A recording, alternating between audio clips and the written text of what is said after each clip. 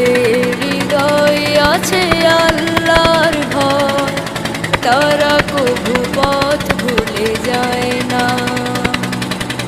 আল্লাহর প্রেম ছাড়া এই দুনিয়ায় কারো কাছে কোনো কিছু চায় না। দিন কায়েমের পথে যারা অবিচল, তারা হলো আল্লাহর প্রিয়জন।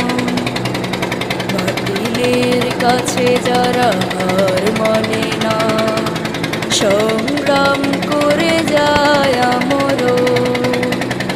দিন কায়েমের পথে যারা অবিচল, তারা হলো আল্লাহর প্রিয়জন। বাতিলের কাছে যারা হার মানে না, সংগ্রাম করে যায়।